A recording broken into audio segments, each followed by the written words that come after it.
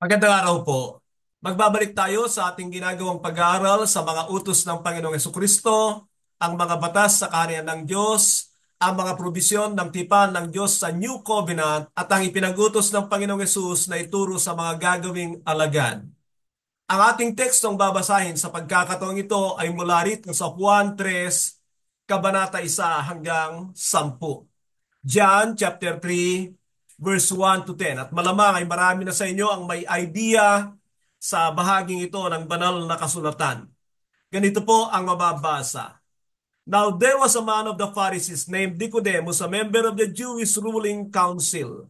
He came to Jesus at night and said, Rabbi, we know that you are a teacher who has come from God, for no one could perform the miraculous signs you are doing if God were not with him. In reply, Jesus declared, I tell you the truth, no one can see the kingdom of God unless he is born again. How can a man be born when he is old? Nicodemus asked. Surely he cannot enter a second time into his mother's womb to be born. Jesus answered, I tell you the truth. No one can enter the kingdom of God unless he is born of water and spirit. Flesh give birth to flesh, but the spirit give birth to spirit. You should not be surprised at my saying, you must be born again. The wind blows wherever it pleases, you hear its sound and you cannot tell where it comes from and where it is going. So it is with everyone who is born of the Spirit. How can this be? Nicodemus asked. You are an Israelite teacher, Jesus said, and you do not understand these things? So yan po ang ating pag-uusapan sa pagkakataong ito. At ang nakikita nating ipinag-utos ng Panginoon dito, bagamat ito ay tungkol lamang kay Nicodemus, pero makikita natin ang sinabi niya, unless a man is born again, unless a man is born of water and spirit, meaning ito ay para sa lahat. At ang salita niya na you must be born again, yun po ang ipapalagay natin na utos number 59. Kailangan kang ipanganak na muli. Kailangan kang ipanganak na muli. Ang kapanganakang muli ay tinuturing na isa sa mga kontrobersyal na paksa mula sa banal na kasulatan. Marami ang ayaw nito sa pag-aakalang ito ay bagong relihiyon. Ang iba naman ay agad inaangkin pagkatapos maunawaan ang kahalagahan. Inaangkin din ito ng mga ilan dahil sa kanilang nagiging aktibidad sa kanilang mga simbahan. Bukod sa mga bagay na yan, ay isang katotohanan na makikita natin na hanggang ngayon ay marami pa ring pag-i-interpret tungkol sa kapanganakang muli. Ngayon, sa kwento na ating nabasa, ay makikita natin ang dialogo ng dalawang prominenteng tao, ang Panginoong Hesus, ang may turo at may akda ng kapanganakang muli, at si Nicodemo, ang relihiyoso at leader ng isang relihiyon. Bago tayo magpatuloy, ay pupunta muna tayo sa katanungang pag-uusapan ng inyong grupo. At ito ang tanong, ano para sa iyo ang kapanganakang muli? Ulitin ko, ano para sa iyo ang kapanganakang muli? Sige po, i-postpone ninyo ang video at mamaya ay magbabalik po tayo para linawin ang bagay na ito at dalangin ko na nawa ang bawat isa sa atin ay tunay na maranasan ng tunay na kapanganakang muli. Magbabalik po tayo. Nais ko lang balikan saglit ang bahaging ito na ating binasa na dito natin makikita na ang bagay na ito ay nagbigay ang Panginoon ng ilang pananalita tungkol sa isang mahalagang bagay na dapat ay mangyari sa buhay ng isang tao. Ang totoo, sa kapanganakang muli, dito nagpapasimula ang bagong buhay sa isang tao at ang bagong relasyon sa Diyos. Sa pagkakataong ito, dito pa lamang tayo nagkakaroon ng connection sa Diyos. Bagamat sa Juan 1:12 at 13 ay makikita natin ang nababanggit tungkol sa pagiging anak ng Diyos, ay makikita natin na wala itong gaanong detalye, kundi ang sinasabi doon ay hindi ito kagagawan ng tao, kundi kagagawan ng Diyos. Kaya't ang katanungan ay, ang born again ba ay kagagawan ng tao o kagagawan ng Diyos? Mayroon bang kontribusyon ng tao rito? Titingnan po natin ang mga katotohanan ito at yan ay pinagpapauna ko sa atin sapagkat alam naman natin na dahil dito ay maraming Kristiyano ang hindi nagkakasundo. Dito pa lang, sa napakahalagang katuruan na ito at dapat maranasan ng mga tao, ay halata kaagad natin na si Satanas ay gumagawa para hindi mangyari ito sa buhay ng isang tao.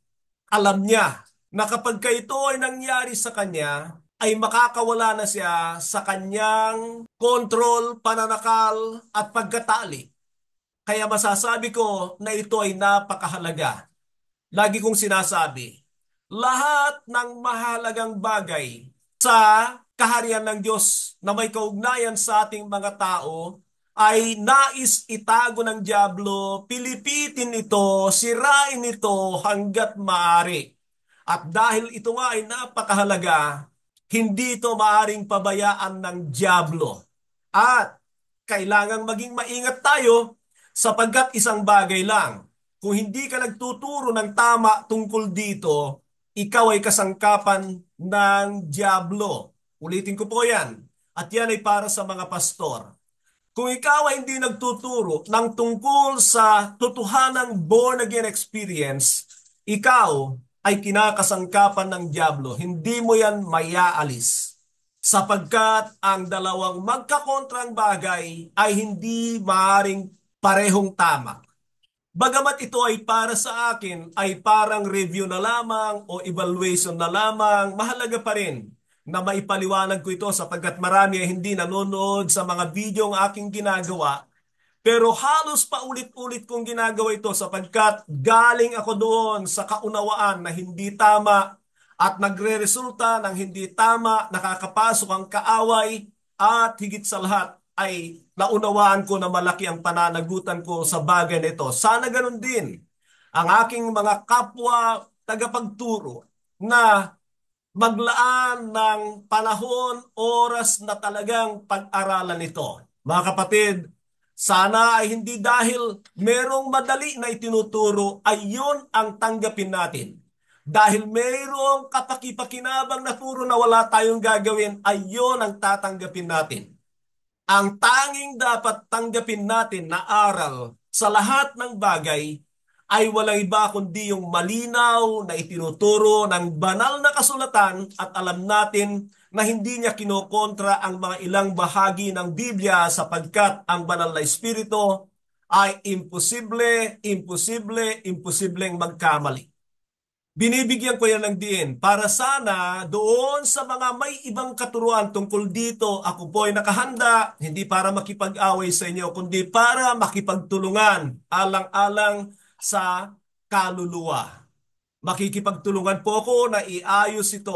Handa po kong makipag-ayos, makipagtulungan sa mga nais magsipag-ayos at unawain ang bagay na ito na napakahalaga tungkol ito sa pagpasok sa karya ng Diyos sa ngayon.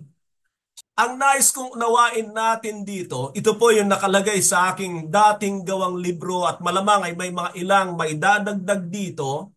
Ganito po ang kalalagayan ni Nicodemo, ang mga katangian at ginagawa ni Nicodemo. Yan po ang ating unang bahagi.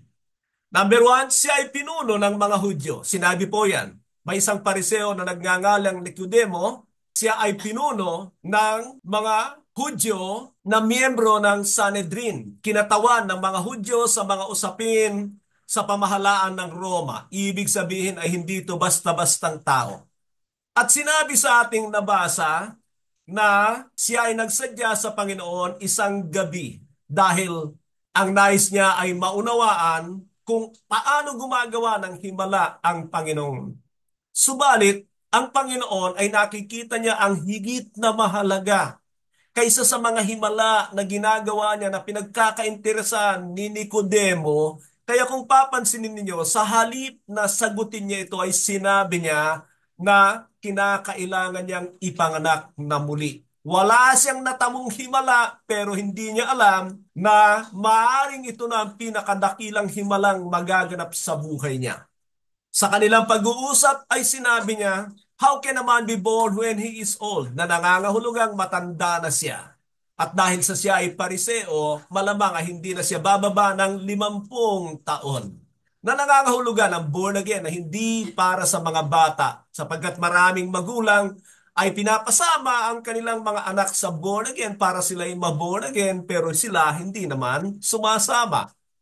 Yun po ang ibig kong sabihin doon. At dahil sa siya ay pariseo, guro na kalaunan ay sinabi ng Panginoon, guro pa naman kayo ng Israel at hindi nyo nauunawaan ang bagay na ito.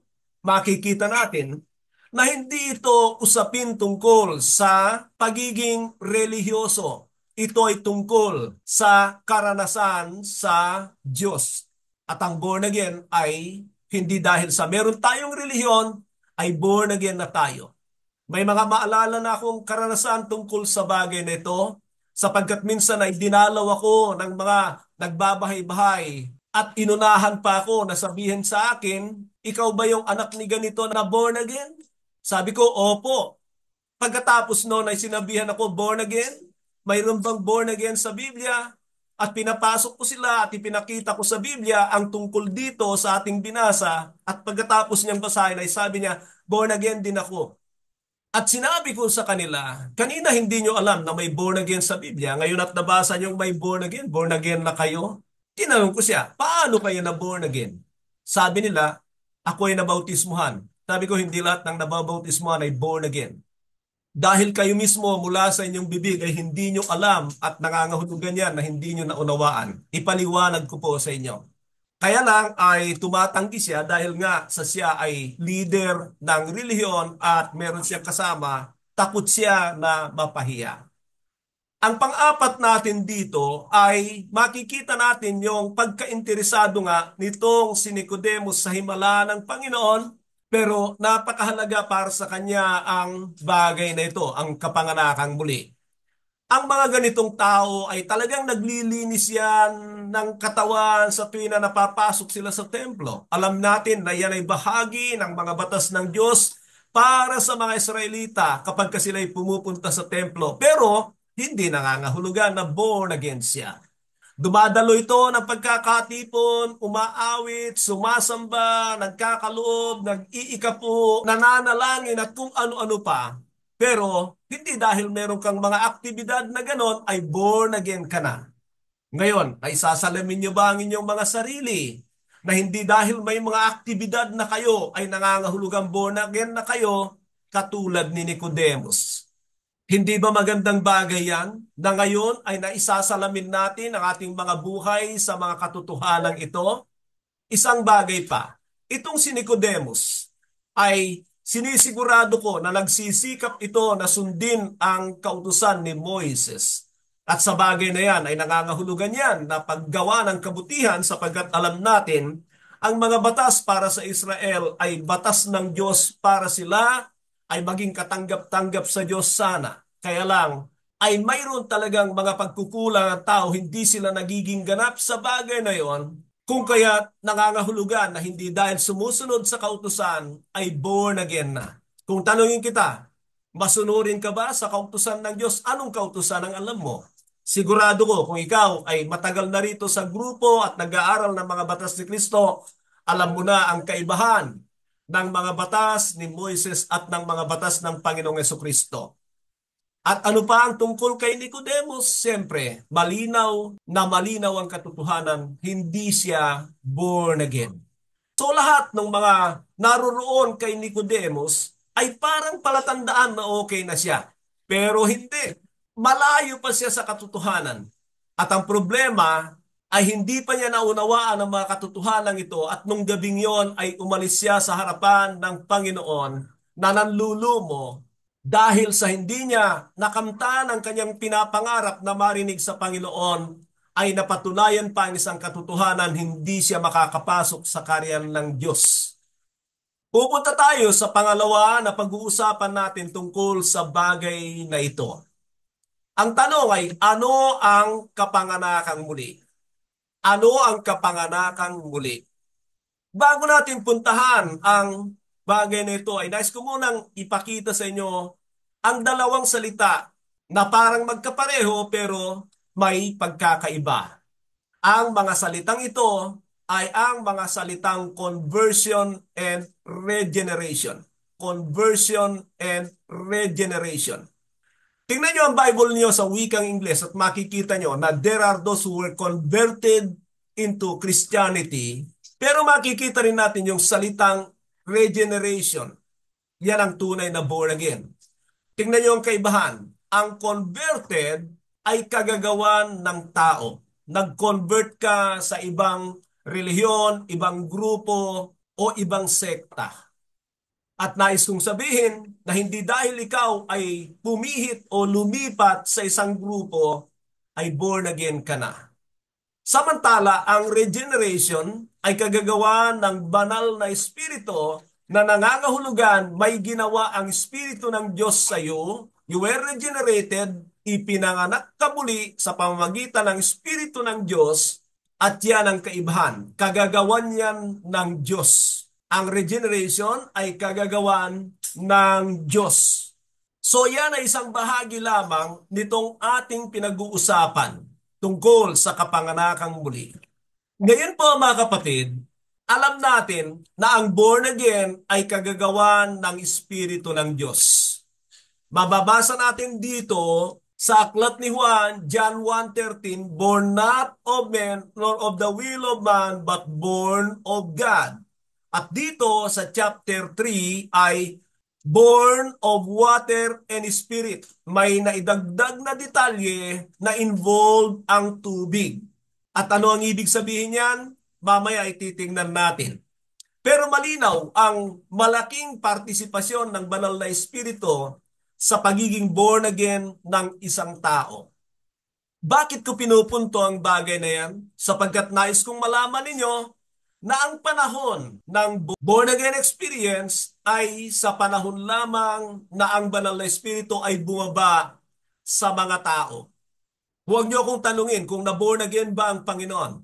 Siya ang bugtong na anak ng Diyos. Iba ang kanyang kapanganakan. Ang naboborn again at mahalagang maborn again at dapat maborn again ay ang mga nagkasala sa Diyos at hindi yan kailangan ng Panginoon. Bumaba sa kanyang banal na espiritu as the Holy and Anointed One. At kailangan niya yon para sa kanyang pagmiministeryo, ang banal na espiritu. Pero, nais kong malaman nyo na ang kaganapan kung gayon ng born again ay sa panahon ng banal na espiritu. Nang bumaba ito sa mga mananampalataya na 120 doon sa upper room sa Acts chapter 2 ay doon lamang sila ganap na born again. Tandaan ninyo na bago dumating sa kanilang banal na espiritu, hindi sila pinapayagan ng Panginoong Yesukristo na gumawa ng anong pamang bagay sapagkat wala silang kakayanan at wala sa kanilang banal na espiritu at malaki ang ibig sabihin yan. Marami. Now, nung bumaba sa kanilang banal na espiritu, pinapaniwalaan ko na doon ipinanganak ang iglesia, diyan din naranasan ang tunay na kapanganakang muli, nagpasimula. At tandaan ninyo, ang born again experience ay nandito na at makikita natin sa aklat ng gawa. Lahat ng mga converted dyan, regenerated dyan, mga 20 to 21 conversions, kung pag-aaralan ninyo, ay nagpapakita na dito ay nararanasan na ang born again. Sa panahon ng Panginoon, tandaan niyo itong katotohanan ito. Sa panahon ng Panginoon, hindi pa naman talaga kailangang maborn again ang tao. Ang Panginoon ay nasa ilalim pa ng kautusan. Wala pa ang banal na espiritu. Kaya lamang niya sinasabi ito kay Nicodemus kasi alam niya malapit na ang kanyang kamatayan. Pero katulad ng ipinapakita ko sa atin na ang karanasan ng born again ay magaganap lang kapag dumating ang banal na espiritu. Yan ang katotohanan sa bagay na yan. Katulad din naman yan ng batas ni Kristo. Hindi pa yan implemented hanggat hindi pa dumarating ang banal na espiritu. Bagamat Ang ikinaganda ng batas ni Kristo, kahit sundin mo yon, hindi ka magkakasala. Sa batas ni Moises, malayo kang magkasala. Kaya ang Panginoon nabuhay doon sa mga batas ng New Covenant, hindi siya nagkasala. Pero kung implementation, hindi pa talaga nangyayari. At yun ang dahilan kaya iniisip ng mga religious leaders na iniiba ng Panginoon ang batas, hindi yung katulad kay Moises, dahil sa panahon na yan na tinatawag kong transition, unti-unting pagbabago mula sa Old Covenant tungo sa New Covenant ay malapit ng maganap. So nakukuha na po ba natin? Ngayon po ay pupunta tayo sa susunod na bahagi ng ating pag-aaral at ito yung ikatlong bahagi natin. Ang bahagi ng tao tungo sa kanyang kapanganakang muli. Alam nyo, sa iba, sinasabi nila na wala daw kakayanan, walang magagawa ang tao para siya ay maborn again. Totoo po yon. Pero huwag niyong sabihin walang inuutos at inaasam ang Diyos na tugon ng tao sa mabuting balita. Tandaan natin na ang experience ng born again ay nagpapasimula sa salita ng Diyos. Kailangan niyang mapakinggan ang mabuting balita, for it is the power of God unto salvation, first for the Jews and then for the Gentiles. Malaki ang kinalaman niyan sa kapanganakang muli ng isang tao. Kaya sinasabi ni Pedro, for you have been born again, not of perishable seed, but of incorruptible, enduring, living Word of God. And you were also included in Christ when you heard the message of truth. Tingnan nyo, mahalaga ang Ebanghelyo. Katulad yan sa Aklat ng Gawa, Kabanata 2, na bago sumampalataya yung mga tao na si Jesus nga ang Mesyas, napakinggan muna nila ang pangangaral ni Pedro. Nangyari rin yan sa Acts chapter 3. Pero hindi yan yung tubig, yung salita ng Diyos na yon. Nakukuha po ninyo? Ngayon, ang tanong natin ay, ano ang bahagi ng tao sa kanyang kapanganakang muli? Kailangan niyang tumugon doon sa mabuting balita. Ang unang-una ay paniwalaan niya. Kailangan niyang sumampalataya. Isang bagay pa bago ako magpatuloy. Tandaan ninyo na sa panahon ni Apostol Pablo ay may sinasabi na siya tungkol sa ibang mabuting balita. Ang tunay na mabuting balita ay may kinalaman yan sa kasalanan. Hindi yan nakatuon sa pangangailangan ng tao sa mundong ito. Ang tunay na problema ng tao na sinusolusyonan ni Kristo ay kasalanan. Kaya nga, I bring you good news of great joy for all people. All people kasi kahit sinong tao nagkasala. Pero hindi lahat ay nangangailangan ng pera, ng kayamanan, ng kagalingan. Hindi yun eh. Jesus came to save us from our sins. Matthew 1:21. Kaya yung ibang mabuting balita ngayon, nagiging malaking problema yan. Hindi yan dadapuan ng banal na espiritu, hindi yan mabuborn again. Emotionally, at karamihan sa dahilan ng paglapit sa Panginoon ay ang kanilang pakinabang sa Kanya. Ganyan ang maraming nagsasabing born again.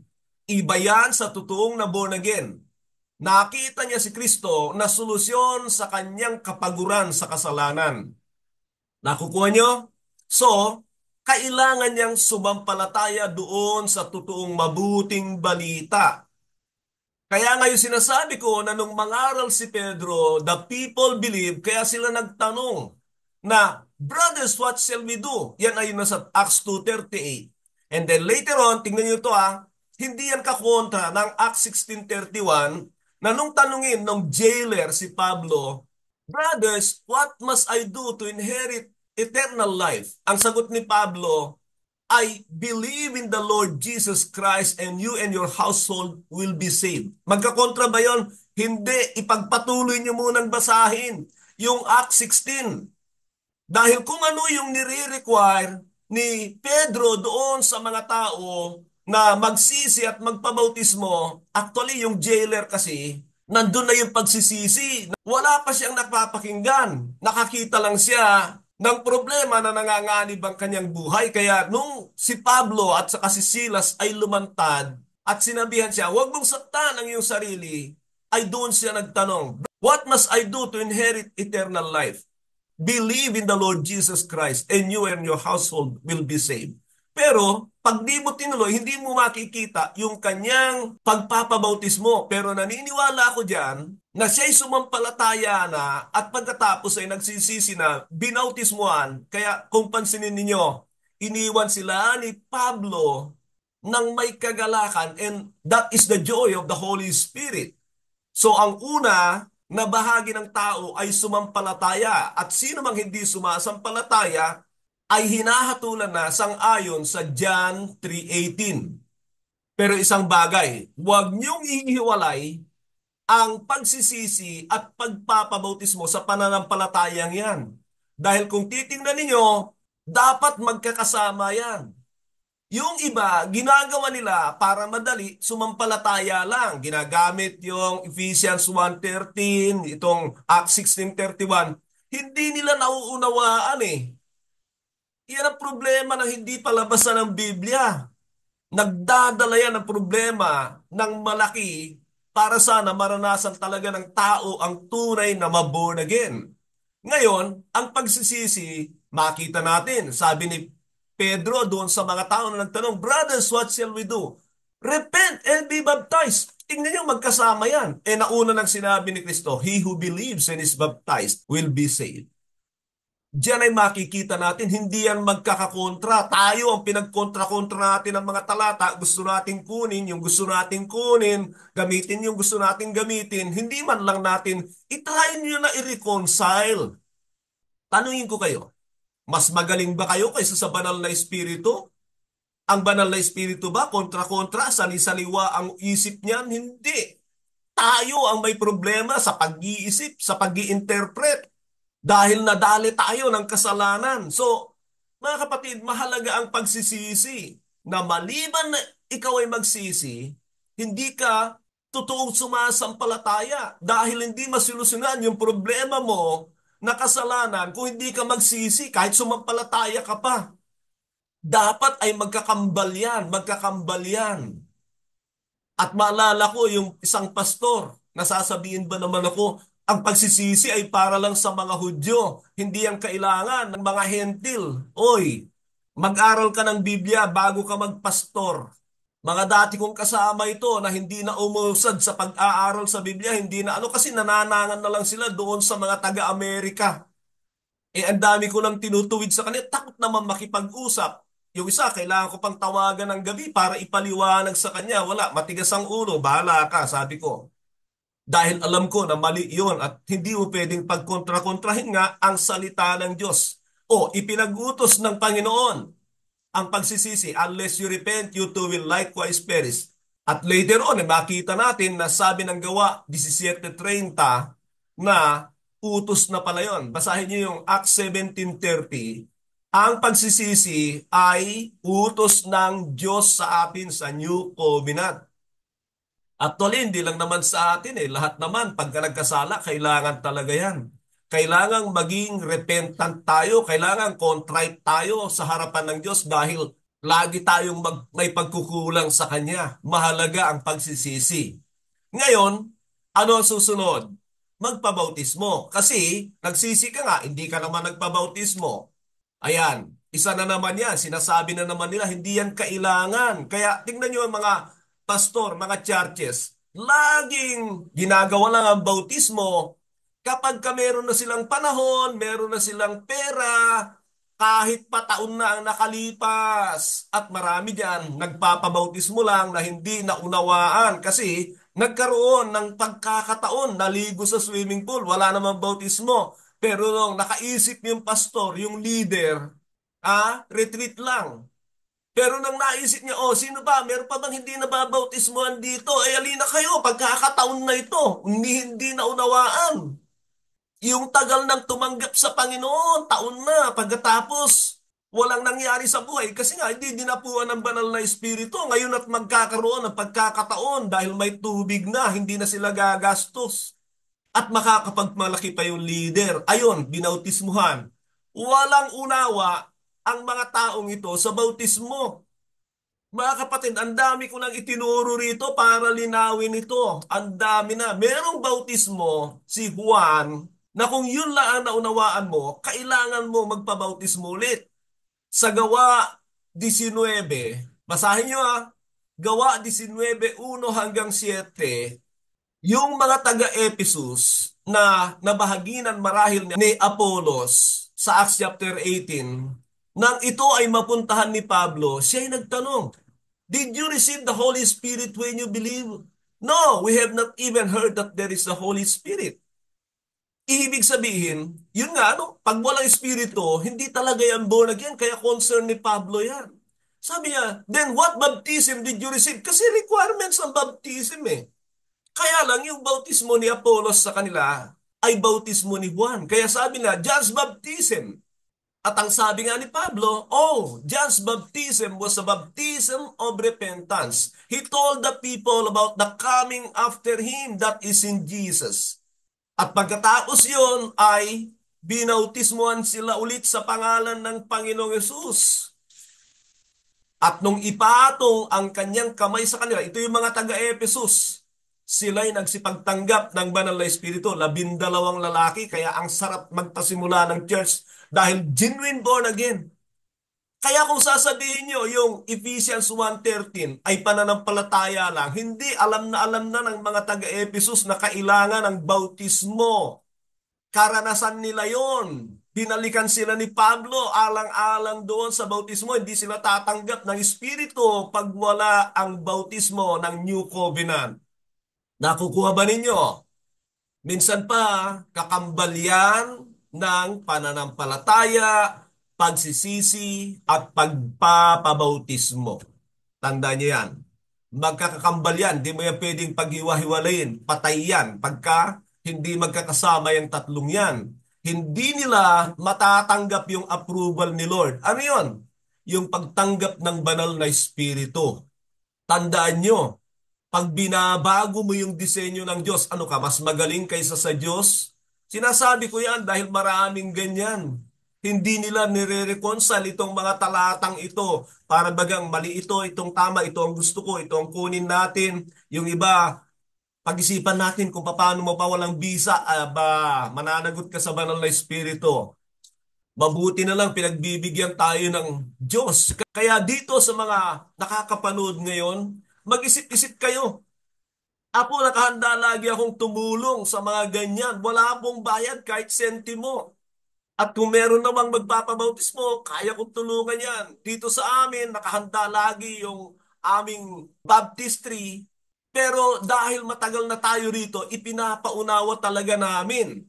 Punta tayo ngayon sa bahagi ng Diyos sa kapanganakang muli.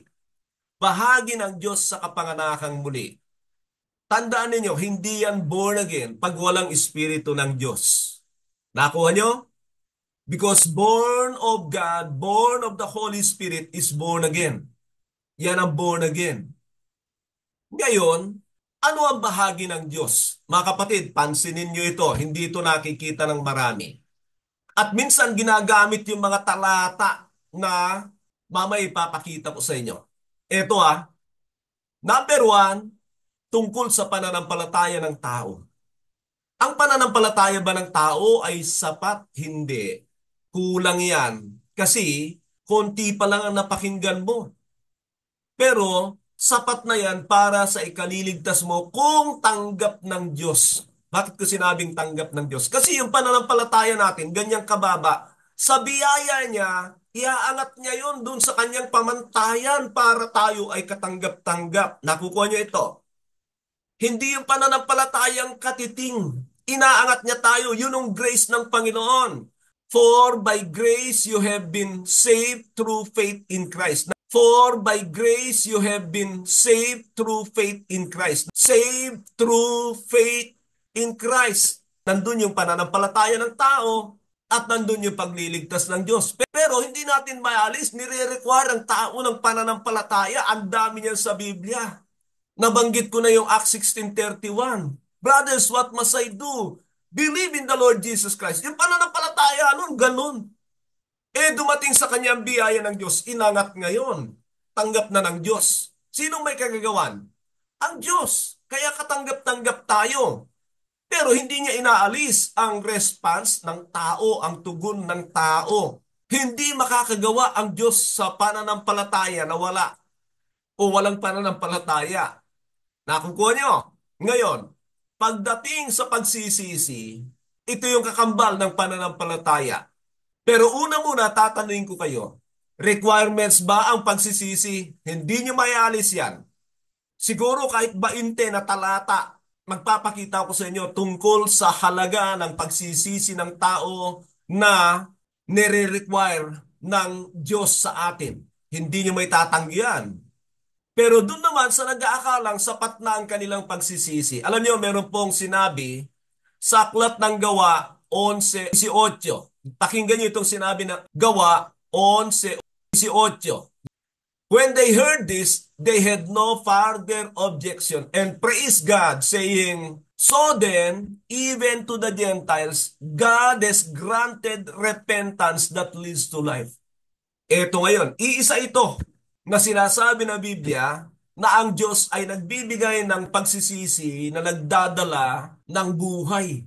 Kaya kung babalikan natin yung katulad niyang ginawa niya sa pananampalataya ng tao na inangat niya yon, ganun din ang pagsisisi. Alam niyo, ano ang maalala niyong kasalanan niyo nung panahon na sumampalataya kayo sa Panginoon? Katiting lang.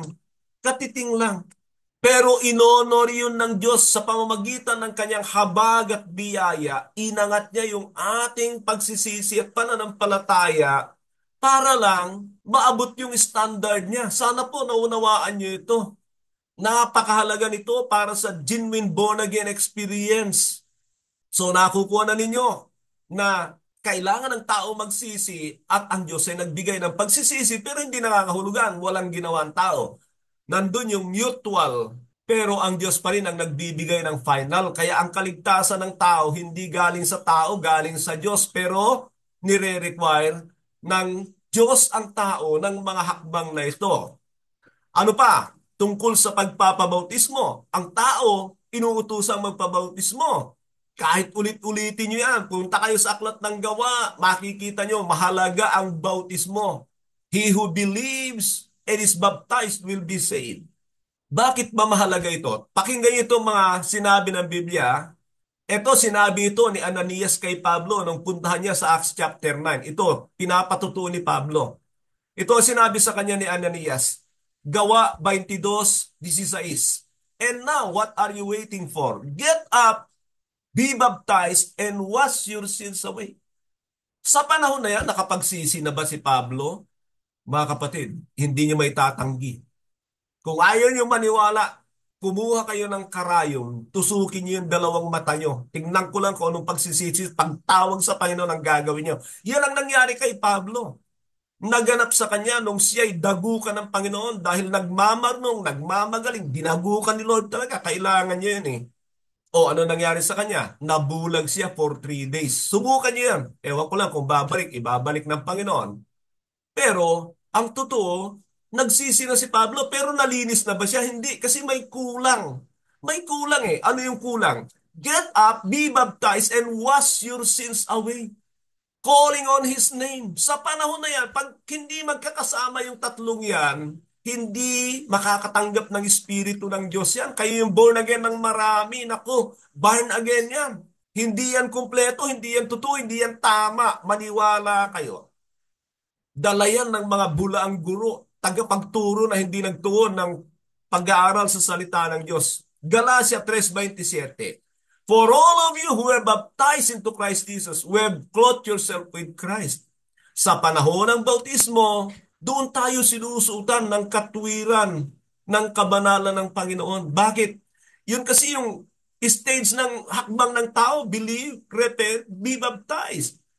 O, maniwala ba kayo rito? Kontra ba ito sa ibang talata? Sabihin nyo sa akin kung saan ito kakontra at iayos natin. Alang-alang sa inyo mga kapatid, mahalaga ang kaluluwa nyo. Kung hindi nyo ito ayusin, mananatili kayo sa paniniwala na wardi-wardi lang ang born again experience. Kaya hindi nangyayari talaga yung if any man is in Christ, he is a new creation. Akala natin sa spiritual lang yun, sa katatayuan lang natin sa Diyos. Hindi. May epekto ito na totoo sa buhay natin. May epekto yan sa buhay natin. Kung hindi nakikita, wala. Now, sa pang-apat, eto, basahin ko itong Tito 3:5. Tito 3:5. He saved us not because of our righteous things we have done, but because of His mercy. He saved us through the washing of rebirth and renewal by the Holy Spirit. Dito naman, pinagsasama niya yung paglilinis. Paano nalilinis ang tao? Nabanggit ko na. Dapat magkakasama ang believe, repent, be baptized, and then ibibigay ng Diyos yung banal na espiritu at doon naganap ang kumpletong born again.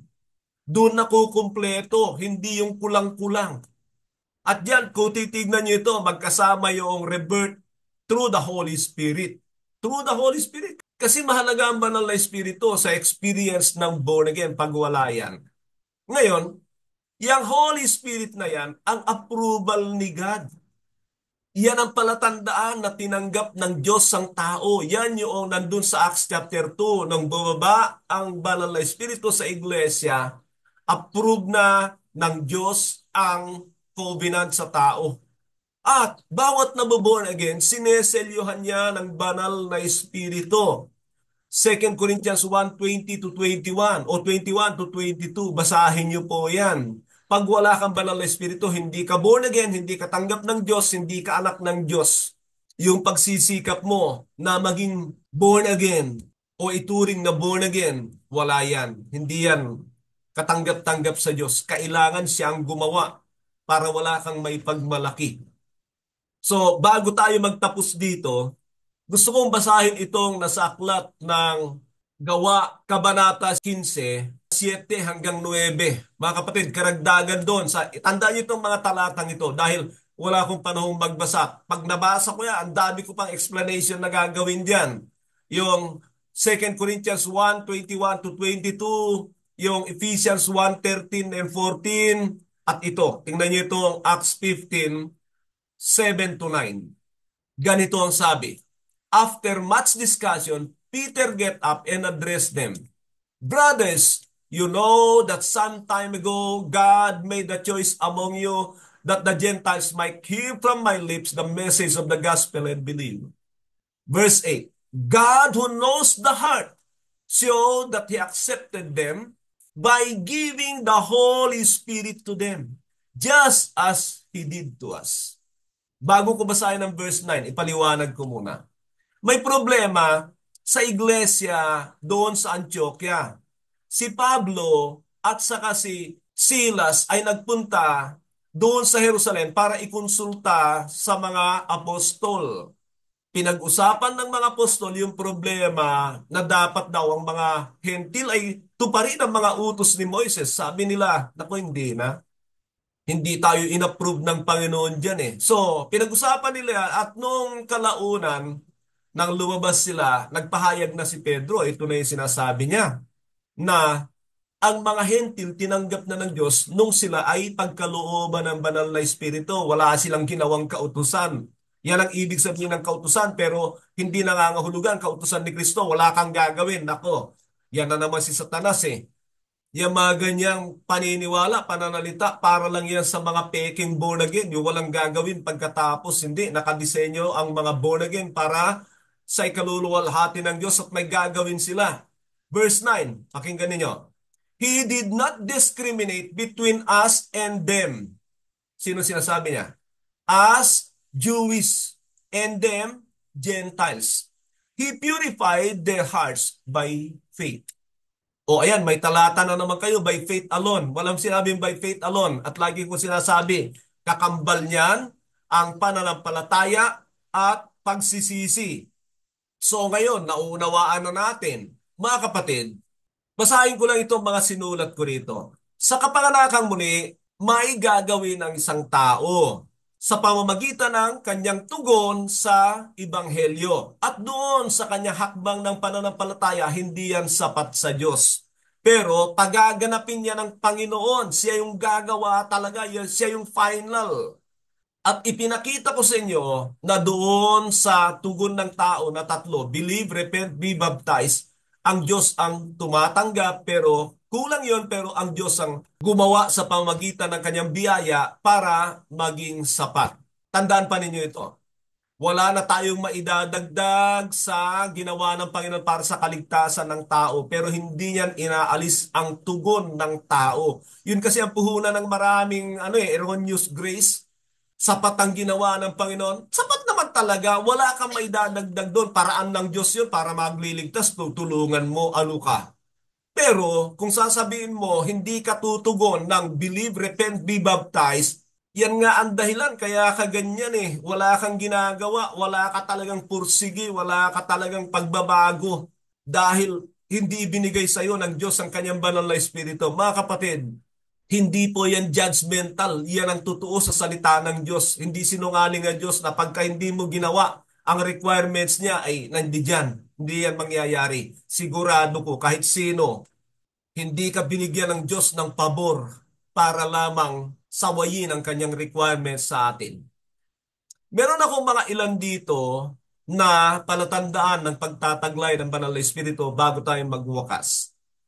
Mga palatandaan ng kapanganakang muli. Kamalayan sa hindi tama. Paano yon?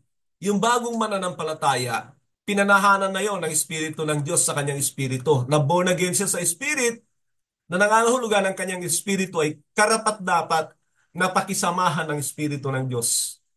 At doon ay nagkakaroon na yan ng conviction sa hindi tama. Pero ang kanyang kaluluwa, kasama ang kanyang kaisipan, kailangan niya mabago sa pamamagitan ng salita ng Diyos. Tingnan niyo ito, mahalaga ito. Kailangan niyan mabago. Kaya napakahalaga nung paglago, yung mga naunang sumampalataya sa Acts chapter 2 na 3,000, tinuruan yun ng mga apostol. Sa tingin ko, hindi yun bababa ng 3 taon na pagtuturo. Para ano? Para mabago ang kaisipan. Doon nababago ang ating kaisipan sa salita ng Diyos kasi iba ang mindset natin. Taga-sanlibutan tayo. Ang mga hindi totoong na born again, hahanapin yan yung buhay niya sa sanlibutan. Kundi nga, may sa buhay yon, gagawin niya yan sa church. Kaya tingnan niyo ang mga charities. Ang dami naghahanap ng entertainment. Kasi yun ang ginagawa niya, yun ang hanap niya. Maging masaya siya. At hindi para tuparin ang kalooban ng Diyos. At yan ang unang-unang gagawin ng Banal na Espiritu sa atin eh. Tayo ay tuturuan niya ng kanyang mga salita. Pagkatapos ay meron niyang paghahangad na gumawa ng tama. Excited yan na ibahagi ang Panginoon at nais niya na makisalamuha sa mga mananampalataya. Kaya lang, kasama niyan ay ang mga pag-uusig dahil nagalit si Satanas sa kanya eh. So tingnan nyo, maging mga dati niyang kaibigan, talagang minsan ay kailangan niyang lumayo sa kanila dahil yun ang buhay ng mga totoong na kay Kristo. Yung mga hindi nagbago ng mga kasama sa kanilang barkada, kuidaw ka. Mamaya-maya lang, pareho na naman kayo ng pinaggagawa. Mga kapatid, tungkol dito sa ating pinag-usapan, you must be born again, kailangan kang maipanganak muli. Actually, isineseminar ko ito ng buong maghapon, whole day yan. Kasama ang preparation ko para sa baptism. Ang tawag namin ay ang tunay na kapanganakang muli. O kaya tinatawag ng iba pag nakaranas na sila, BRBR. Believe, repent, be baptized, receive the Holy Spirit. Sinasabi ko ito dahil kulang na kulang kung kailangan nyo pa ng kalinawan sa mga bagay na ito, doon sa seminar, sumama kayo pag nakabalita kayo. Marami nang nagpunta diyan na talagang nalinawan nila ang genuine born-again experience. Sa ating pagwawakas, hilingin ko na iyukunin ninyo ang mga ulot, pakinggan ninyo ang mga katanungan ito para sa inyong personal evaluation. May mga palatandaan na ba bilang katibayan ng iyong kapanganakang muli? May nararamdaman ka ba na pagkamuhi sa mga bagay na hindi tama o kasalanan? May mga tao bang nakakakita ng kaibahan mo ngayon kaysa sa dati mong buhay? Kung hindi ka sigurado sa buhay mo, huwag kang magkunwari. Hilingin mo sa Diyos na i-guide ka sa tamang leader kung paano mo ito maaring maranasan.